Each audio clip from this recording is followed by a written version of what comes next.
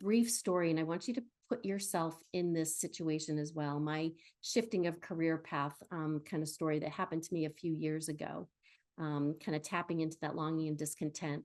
I was going to see a friend of mine, getting out of my car, and I heard my inner voice say, "Stop."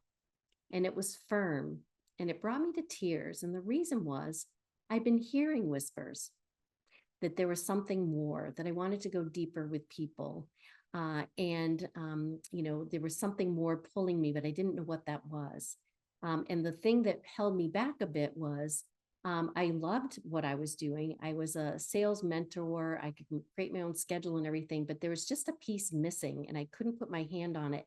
But as a result, because I didn't quite know what next step was, I was plateauing in my work. I was really feeling stuck. And the happiness factor was decreasing. It was spilling over into relationships. Can anybody relate to feeling that stuck feeling where you're just not moving ahead and you're not sure what's next and you're not sure really what to do? There's not a lot of guidance there. And so it was that day, it was pivotal. That voice woke me up. And a couple of weeks later, I had a health scare that really made me aware. It was a cancer scare along with a gallbladder situation. Had the gallbladder out, that was all good, but it woke me up and I did not have cancer. But it was that moment that was pivotal for me to decide to let's figure out a way of either keep me where I am and increase my vision for it, or there's something more.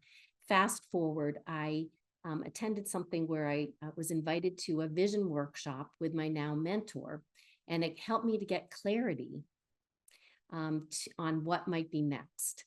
And really what it was to help people get aligned with their passion and purpose. Now, I was excited about that. I had no idea that there was going to be a career path that was offered at this event. But the moment I kind of said, "Oh, that would be great. See if you can relate to this." The voices started coming up. Who do you think you are? You have a daughter in college. The timing's not right. How are you going to invest in that? You have a big team at home. How are you going to make that transition? All the voices, right, that wanted to keep me where I am started pulling me back. And I actually did go back to my seat and say, "Oh, I'll figure out another time." But there was another voice that said, at least go back and find out, because you don't want to go home and feel like you're dying inside. And so I was so grateful that I overrode those voices and stepped in, because this was something that was much more in alignment. This new opportunity was much more in alignment. I said yes.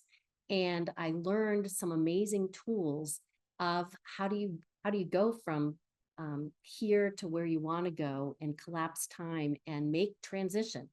And so it was beautiful for me to apply to myself. And I've been working with my clients on that as well. And so I am excited to be able to share those principles with you, the first 3 of the 10, to help you in your transition so you can start applying those. And so for those of you who are looking for more, I promise I'm going to bring everything that I can in this session. But if you're looking for more, I'll have a gift for you at the end. So with that, let's step in and recognize and understand where results are coming from. We are all creating results. We're at the beginning of the new year. How many of you have felt that you've gone through several years where you kind of wake up and go, "Wait a minute, I feel like I've had the same results as I had a year ago." Have you ever felt like that repeat, right, of the same year over and over?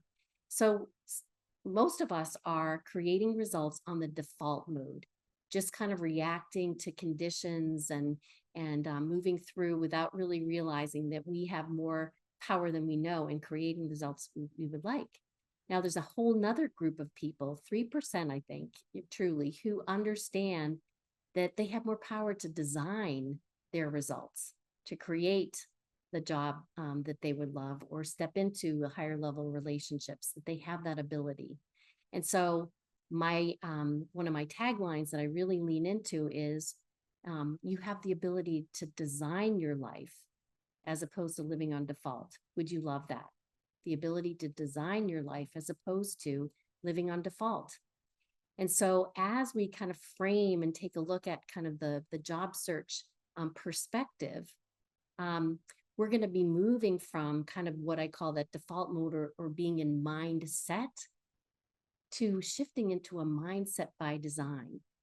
That what if this transition time is the opportunity for me to really understand that I have a higher perspective and I get to design and repattern my beliefs in what kind of job I can have, what a new career path I might be looking for, and that I can shift during this transition into that higher mindset, which builds your confidence. So I want you to think about the fact that you want to have a transition mindset rather than getting stuck in just the status quo. So we're going to unpack that more.